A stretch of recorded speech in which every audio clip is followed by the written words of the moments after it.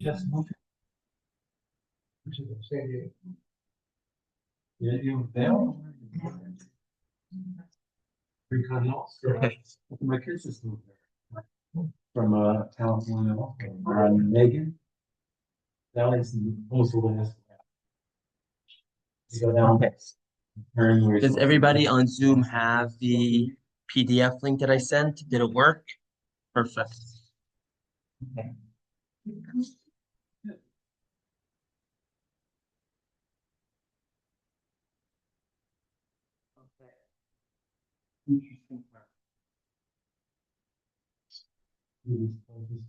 Pointed at Okay. Tonight we are going to start. Let me see, 1 second. Okay.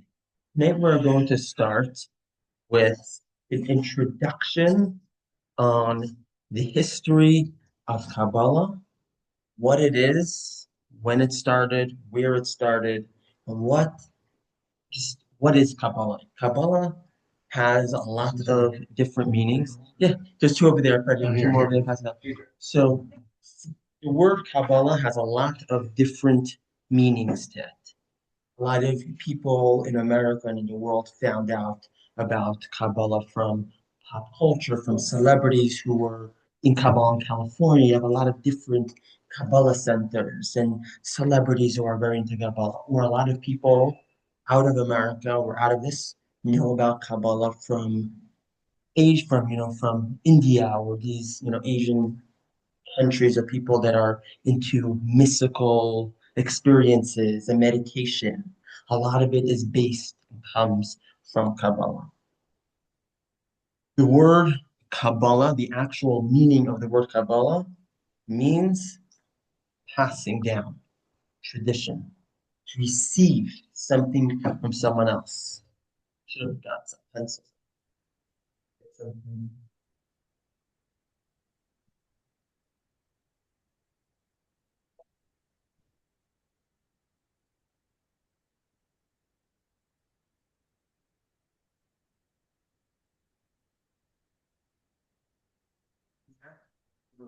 Kabbalah means passing down. What's that? Passing down, receiving. One of the reasons why it's called that was because you cannot study Kabbalah. You cannot know what Kabbalah means if you don't have tradition, if there isn't someone who is teaching it to you beforehand, who has an experience in this. And we are going to see soon some texts from the Talmud about this exact thing. Kabbalah is not only a study from books and words and stuff like that, there's also an experience.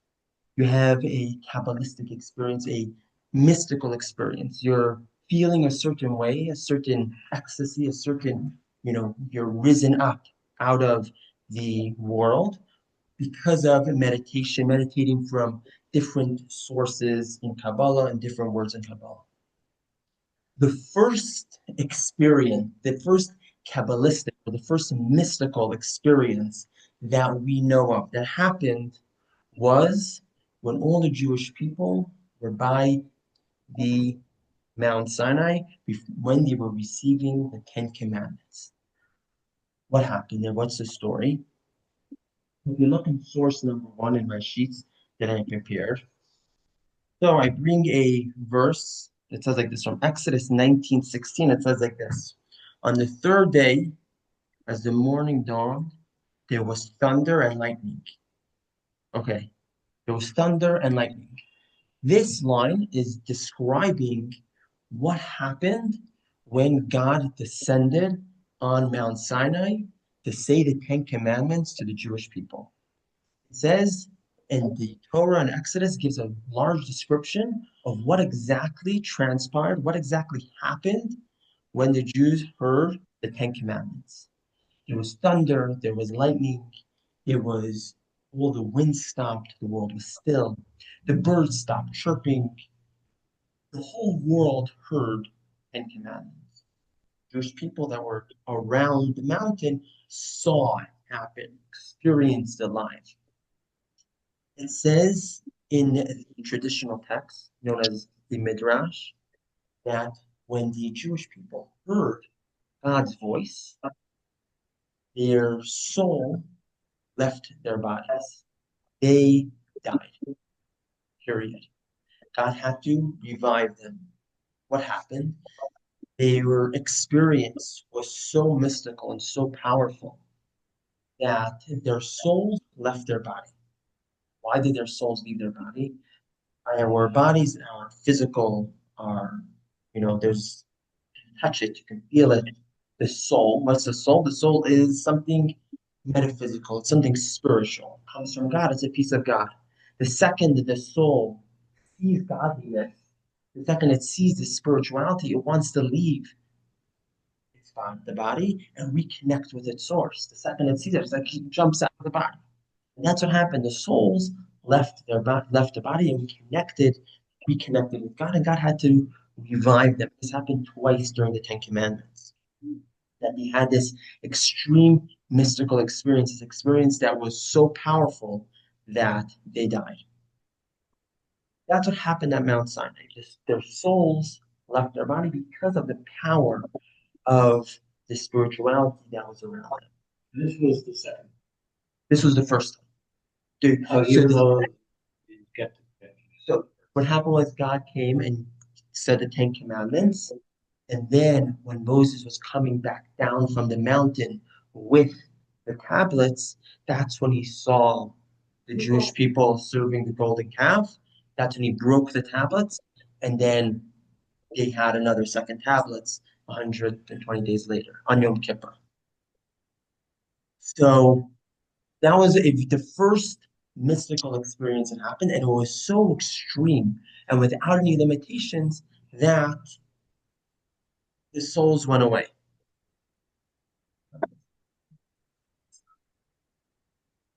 Okay, so that was number one.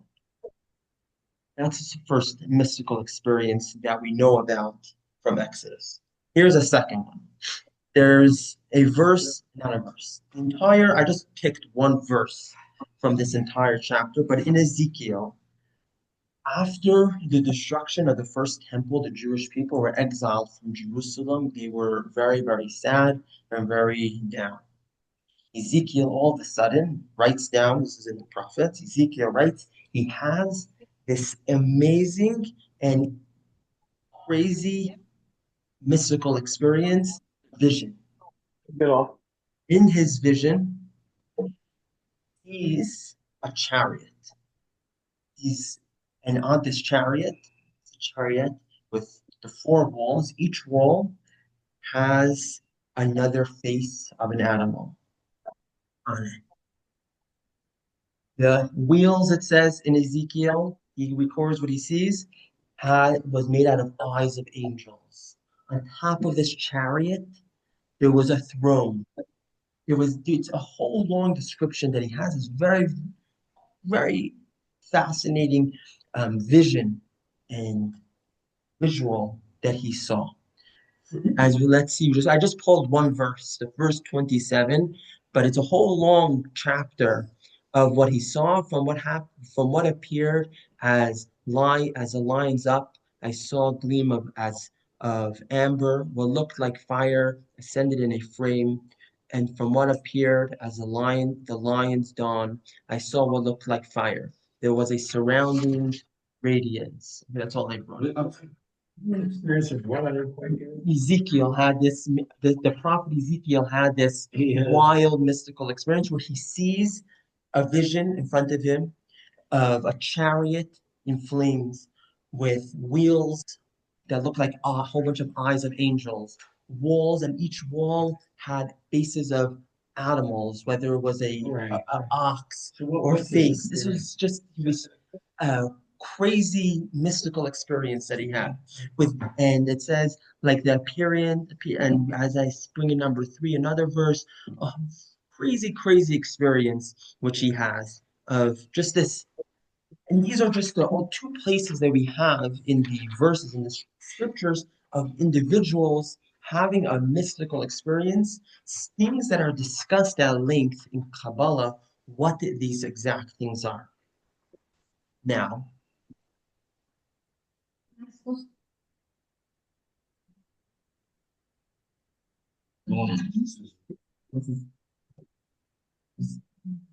maybe because my mind there was a face, there was an image of a lion, of an ox, of a dove, and of a human that he saw on this chariot. Crazy experience. There's a huge debate in the Talmud if we're even allowed to discuss this mystical experience that he had. That's how crazy it is. There's a discussion in the Talmud if we're even allowed to speak about it. Because, and I'm going to explain soon why is there's this discussion if we're even allowed to discuss these types of mystical experiences. Because I bring in another source, number four, and then I'm going to stop for a minute and explain number four. If you look, number four, it says in the Talmud, the first part of this piece of Talmud is not important, but if you look at the last line of the page, the second to last line of number four, nor may one expound by oneself the design of the divine chariot, which was what we just discussed, a mystical teaching with regard to the ways God conducts the world, unless he is wise and understands most matters on his own. The Talmud says that an individual is not allowed to discuss these matters. Why can't he discuss these matters? Why can't we talk about Kabbalah? You know, until for most of Jewish history, Kabbalah was something that no one studied for thousands of years. The Zohar, which we're going to get to in a moment, was in the first time anyone ever read it was over 1,000 years after it was written. It was hidden away in a safe. No one studied it. When was it written? It was written by the Reb Shimon Bar Yochai, which was a Talmudic sage, in almost 2,000 years ago. For 1,000 years, no one read it. It was hidden away. Woman, women is going to be a very big discussion at the end of the class. We're going to discuss women and mysticism and Kabbalah as we go through the entire sheet. This is right at the I think end. they just opened up the discussion. Yeah, if you- We're going to discuss exactly when women. So, so, it's the same. so the the why can't we study Kabbalah? Why wasn't it something that was studied until very recently? The reason for it is because there is so much about Kabbalah, which even to the most experienced studiers and intellectuals, it's very hard to decipher exactly what it is talking about. For an example, in that piece of Talmud that I brought before, it says, one may not expound the topic of forbidden sexual relations before three or more individuals, nor may one expound on the act of creation and the secrets of the beginning of the world before two or more individuals, nor may one expound by oneself the design of the divine chariot and mystical teachings with regard to the ways of God conducts the world unless a wise understands them. In Maimonides, there is a huge discussion about relations with family members. It is one of the most complicated things to understand. What is considered a relation? A mother-in-law's daughter. Is that considered a mother-in-law's daughter's daughter? A cousin, an uncle, an aunt. It goes on forever. My just pages and pages and pages. What is considered a family member? There are certain family members that are not blood related, which the Torah says you cannot have a relationship with that person because it's jealousy. Sisters can't marry two sisters. Why is constituted Yeah, sister? What about little blue ball. stepsister? there's a lot So of what's the different main? there's a lot of different um, details about it. It's so complicated and complex. You're not gonna just give this general class about it, the creation of the world, how it happened, because there's so many confusing elements to it. It is said that we should have it as a small class, one person, one-on-one, where the person can understand, know the details. Like there's this very famous song, I have a relative who's married to a cousin. Fully 100% legal and everything, but in our family we make fun and we laugh. There's this famous song, this I don't know how to find it. Uh, you can find it on YouTube. Uh, Someone making fun in a song of someone marrying. It's like I guess maybe in the South that's what they did. I don't know. Maybe 500 years ago, people married into Yeah. families. My cousin's uncle is really my aunt, and it's basically it's very complicated, and we don't. You're not allowed to study it as a general study, just one on one. Same too is with Kabbalah. It was never such a thing. Even when individuals did study Kabbalah, it was always a person, an individual by himself. It was never Kabbalah classes. It was never Kabbalah schools. Never happened. And even when Kabbalah did start becoming more popular in the 1400s, in the 1500s, it was only select people that were studying it and knew about it. And we're going to discuss soon the evolution of Kabbalah, why it is discussed more at length. Now, let's discuss a tiny bit, and we're going to go back and forth. We're going to go back and forth into you. Now, I just want to discuss a little bit of the history of Kabbalah. The first book that we know of that was authored in Kabbalah is a book called Sefer Yetzirah. It's known as the Book of Creations. It is told, tradition has it, that Mm. Abraham was the author of this book. This is what tradition says. Abraham, the first known monotheist, the first known person to figure out God. Noah obviously knew about God, but after Noah and the flood, there was no one left. Abraham was the first one to really, really figure out on his own that there was a God, and he authored a book called Save This Book about God. What is God? And who is Abraham. Still have this book today. People can study it. Most famous, this right over here in Kabbalah, known as the Zohar. Let me speak about the Zohar for 1 minute. There are books in Kabbalah that were authored prior to the Zohar. The Zohar was written by Rabbi Shimon Bar Yochai, the Rashbi, in the Talmudic times. We're speaking about it 2,000 years ago. There were books that were authored before this. The Zohar was written in the order of the Torah portions of the week.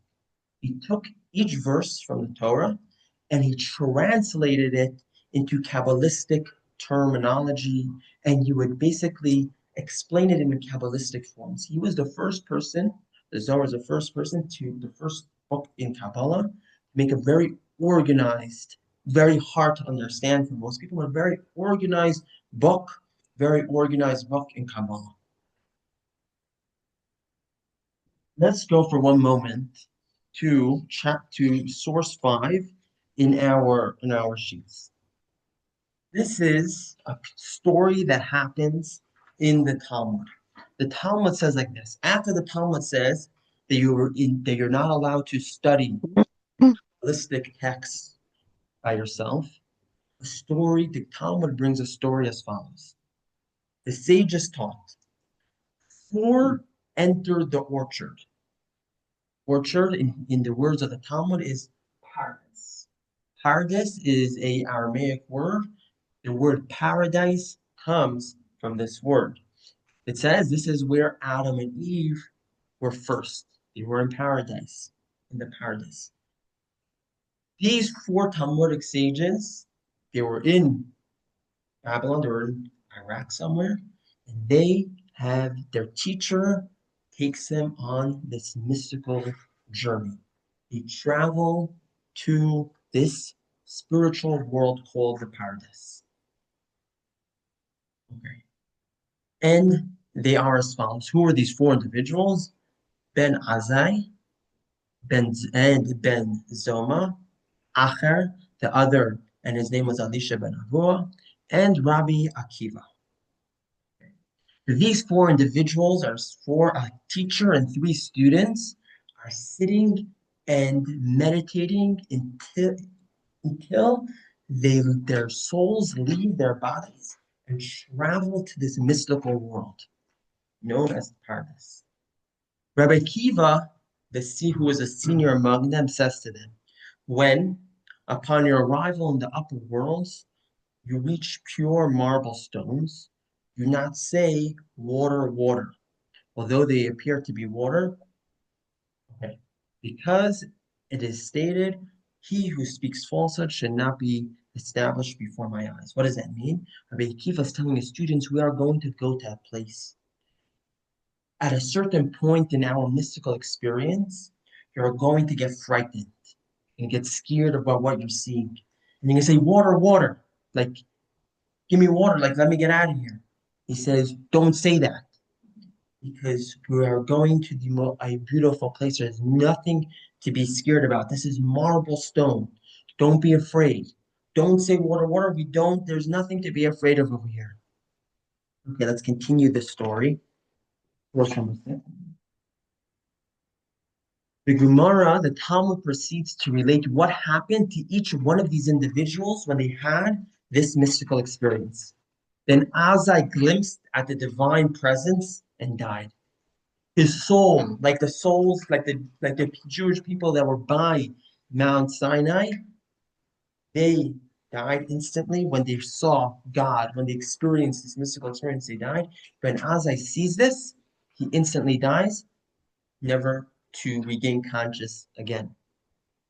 With regard to him, the verse says, precious in the eyes of the Lord is the death of his pious ones. He died a very spiritual death. Then Zoma glimpsed at the divine presence and was harmed, i.e., he lost his mind, he became crazy. It says he would sit. I don't know if I brought it here. No, I did not. But it says later on in the Talmud what exactly happened to him. He would sit in meditation the entire day, just sit and stare into the abyss. People would ask him, what are you looking at? And he would say, I am looking at where the waters of the upper worlds and the waters of the lower worlds meet. And there's just this 1 foot in between these two worlds, and I feel like I'm being crushed in between the lower world and higher world. This is what he said he was feeling. He lost his mind completely from this mystical experience. One of the reasons why Kabbalah stayed completely locked away because of things like this. And with regard to him, the verse and he lost his mind. And with regard to him, the verse says, "Have you found honey?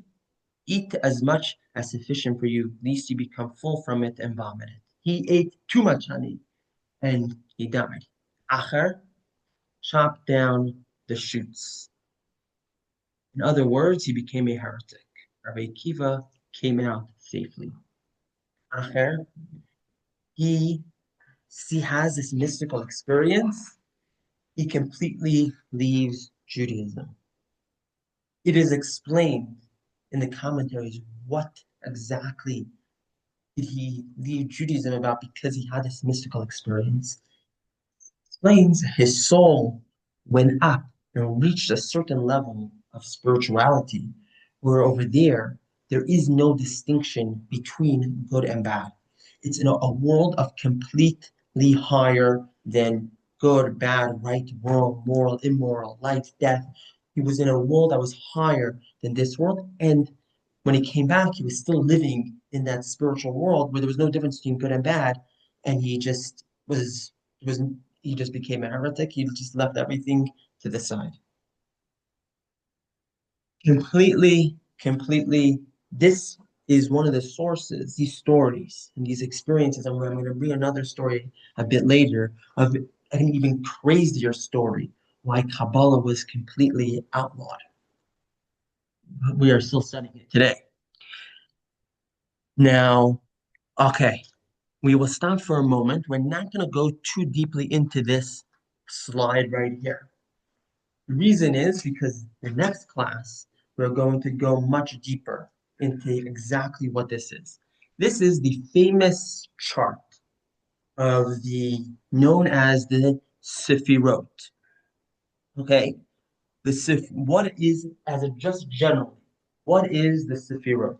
Before we go into the specifics of each bubble, there is the spiritual world, there is godliness, and then there is what we know of as this physical world. Spirituality and physicality cannot come together, cannot mesh. How do they mesh? How do they come together? How do they come to existence? Through the Sefirot.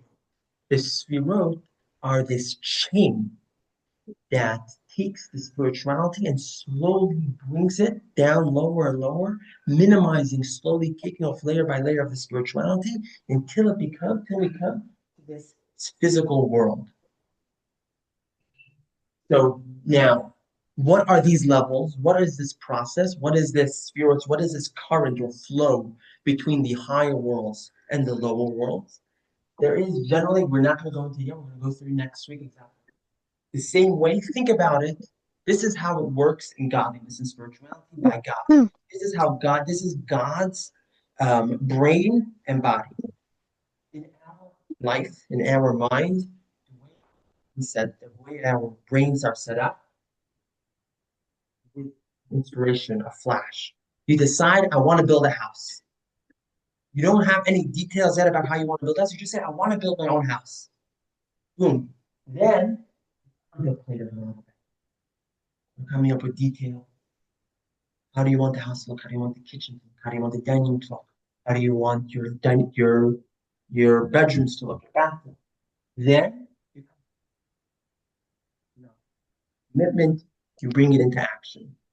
This is called the brain. Then we have these are well, there's going to be 10, which is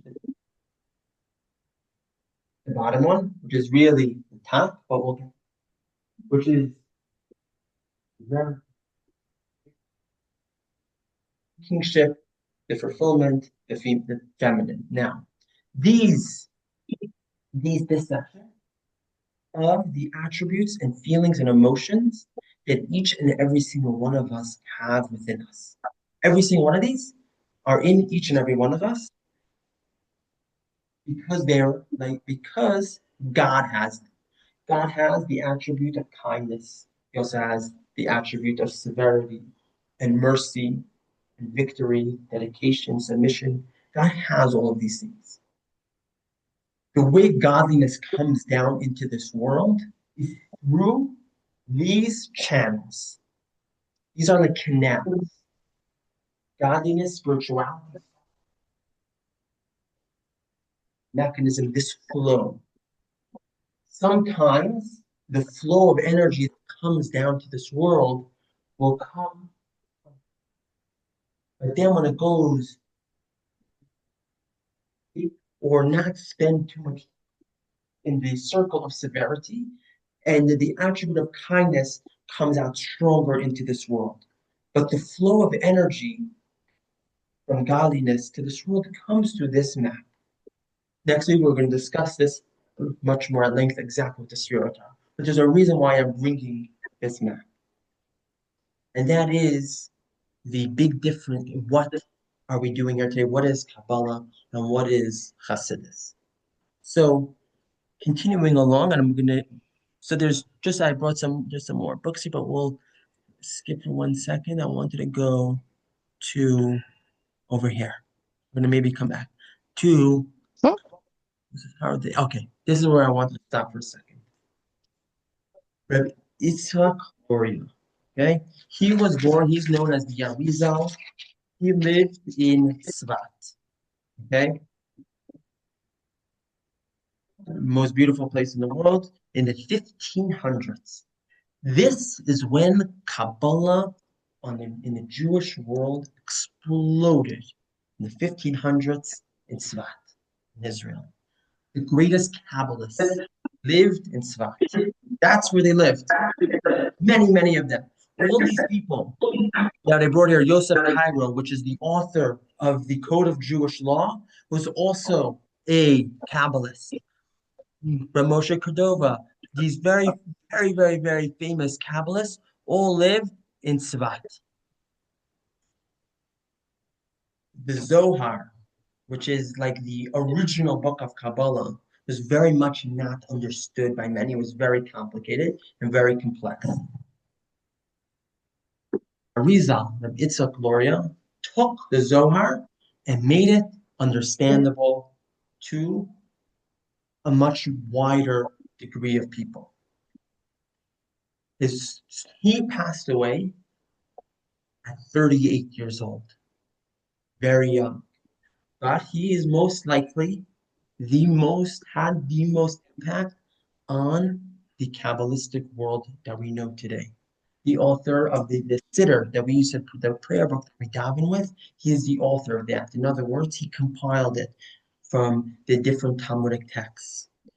And he basically took Kabbalah and made it understood to everyone. Major controversy happened around the same time of the Arizal in the 1500s. There was a young Kabbalist by the name of Shabtai Tzvi. 1500s in Europe, the Jewish people at that time were extremely fragmented, suffering, spread apart. There were pogroms, cities were being turned over and burned to the ground. The Kazakhs are storming around. The Jewish nation was in despair, was broken. Suddenly, an individual, a Kabbalist, comes by the name of Shabtai Tzvi. Shabtai Tzvi, an extremely charismatic guy. He had a lot of the history is he had a lot of major psychological issues. He was a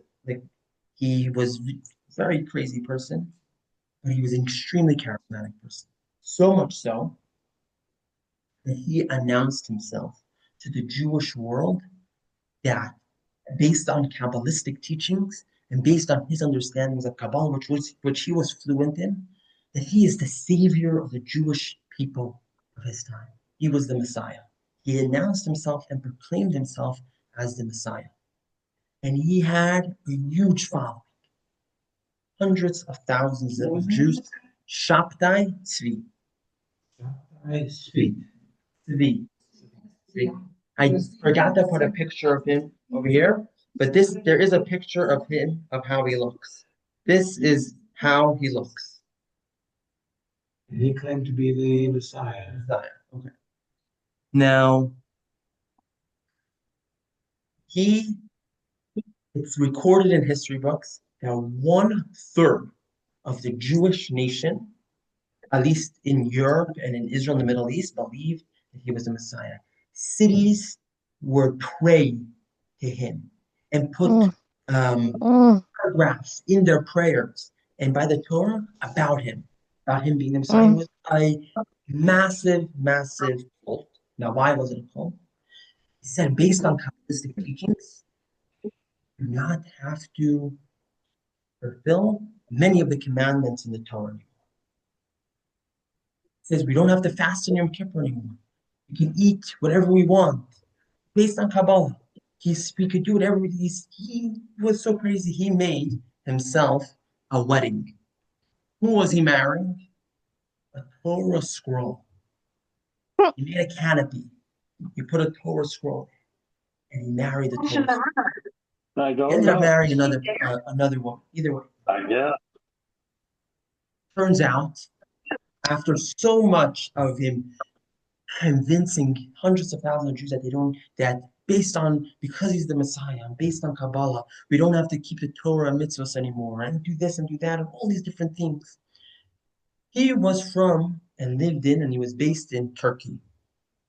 The Sultan of Turkey felt you gotta put an end to this. Maybe he felt threatened, either way, and he was arrested, thrown into prison.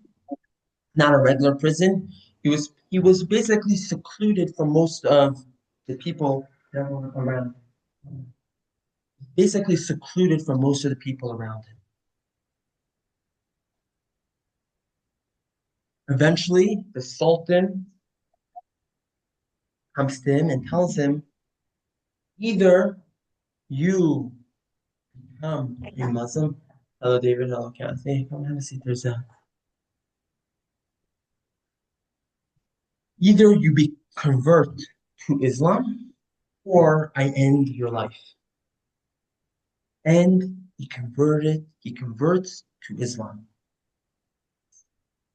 When that happens, his entire kingdom, his entire following crashes. What is going on here? You just said you're this and that, and all these things. The whole entire program shuts down. The Sultan sends him to Albania. That's where he lives the duration of his life, in Albania. The entire program comes crashing down. The depression from this is huge. So many people thought that this was their savior, and all of a sudden he converts to Islam. It was like the most insane thing.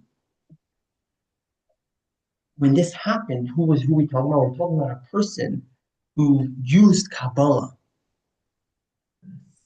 and was a major Kabbalist. He was an extremely intelligent individual. He understood Kabbalah and he was able to teach it, but he used it in a very, very corrupt way. In general, one of the issues are with Kabbalah is that it's very, very esoteric. It's very mystical. It's very not practical. And just to conclude, one more sentence on the issues and about not studying the Kabbalah is I bring in source number 7 from Maimonides himself, and this will tie everything together what I'm saying. The whole paragraph I couldn't cut out much of it, but let me see. If you go to where is it? It's one of these lines. Yeah, it's the last paragraph. Yeah. Unfortunately. Okay, right here. Let's read from the beginning. The matters, it's right over here. The matters discussed in these 4 chapters concerning these 5 mitzvot are what the sages of the early generations termed the Pardes. This orchard, this paradise that we were discussing earlier, as they related 4 entered the paradise. Even though they were great men of Israel and great sages, not all of them had the potential to know and comprehend all these matters in their totality. I maintain that it is not proper for a person to stroll in the paradise unless he has filled his belly with bread and meat. Bread and meat refer to the knowledge of what is forbidden and what is permitted and what is forbidden, and similar matters concerning the mitzvot. You can stop right here. What does Maimonides say? Maimonides sees the law of the land. He says we should not stroll in the paradise.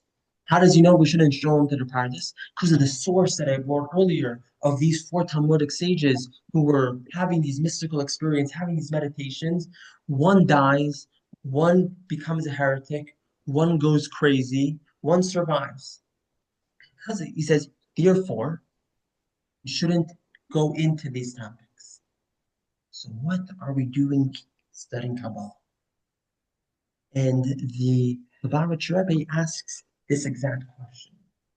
Hasidus, Chabad Hasidus for sure. Any book you open, every single book you open, the sources, of the sources say Zohar, say the Eitz Chaim, it's all from Kabbalah. What are we doing? Thousands, Chabad's libraries, thousands of books, all of it is Kabbalah. Rebbe answers. Maimonides himself in this paragraph answers this question. Maimonides prints a book.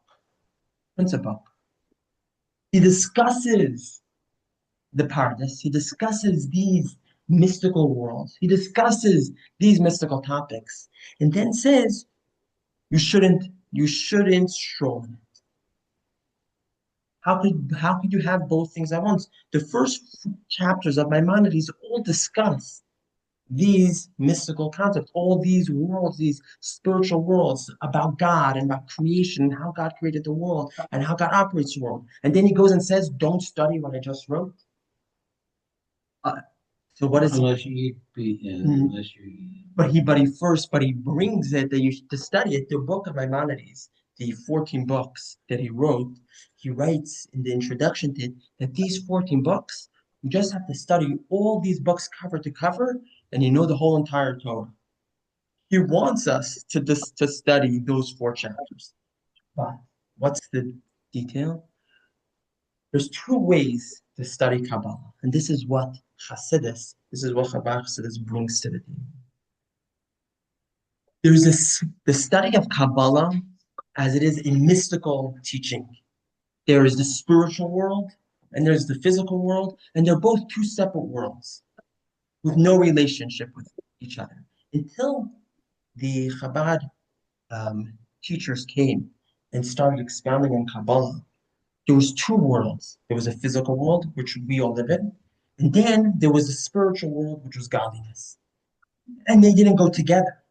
A person would have these mystical experiences, and he would die. It was separate. The person's soul would leave his body. Chassidus comes, and the point of it is to mesh, to bring Kabbalah down from the spiritual world and into this physical world. Through so much explanations, through making Kabbalah practical, by making Kabbalah relatable, by making Kabbalah part of our physical life. The spiritual and the physical in Hasidus become one, not separate.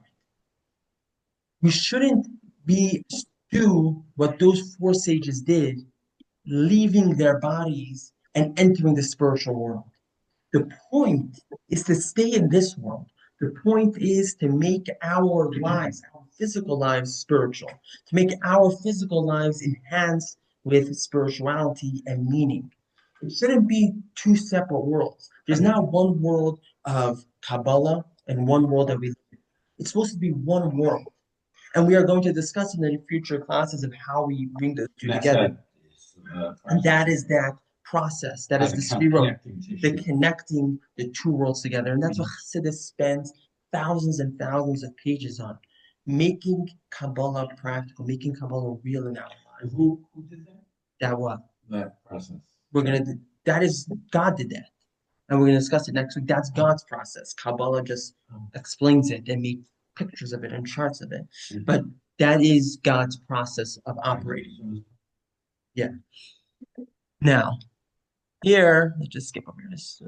Now, Chassidus, the Alter Rebbe, the first Chabad Rebbe, took Kabbalah and wrote what is known as the Tanya, which we discussed once. The Tanya is the first book to take Kabbalistic concepts and make it practical into everyday life and how to use Kabbalah in our personal lives. Okay? Moving to the sixth Chabad Rebbe, born in 1880, 1950. Sixth Chabad Rebbe took this to a whole new stage. What he did was, he said that Kabbalah is not this man study. This is in Latvia. He sent to this girls' school in Latvia. This is a girls' school.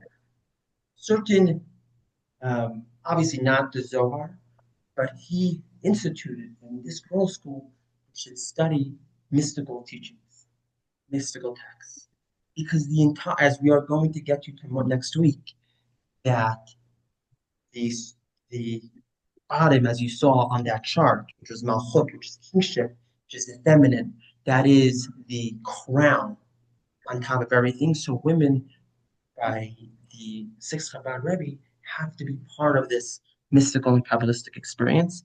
And then this is the Lubavitch Rebbe's parents. The Rebbe's father was a rabbi in a big city in Ukraine, and he was an exiled in the 1940s. And he, if you see in that picture, he took a Zohar with him, and he would write the different Kabbalistic texts, which his wife helped him write by making the ink. Then the Lubavitcher Rebbe took Hasidus, took Kabbalah, and brought it into a whole new dimension by translating it into many different languages: French, Russian, Spanish, English. And the Rebbe himself would sit and teach women at big public gatherings, mystical teachings, and Hasidus in public. Bringing Hasidus and Kabbalah to everyone. This is not something that is only for the special and the elites. Every individual, not necessarily studying the Zohar, but being inspired and studying the mystical teachings, which bring an energy and a excitement and a passion to Judaism. Judaism is not supposed to be dry, and it's not supposed to be uninteresting. So this makes it more interesting, brings a new dimension to it, makes it more exciting. And next week we're going to discuss a little bit deeper on the actual sphirot, the actual flow of energy that comes from above to below. And obviously, the most important, what does it have to do with us? What is the connection with us? Because Kabbalah is not supposed to stay in the world above. It's supposed to come down into the world below within us and have an effect on us in a positive way. Not like some other people, as we mentioned earlier, which it did not have such a positive effect on them. And with that, we will conclude our class for today. You said that the Kabbalah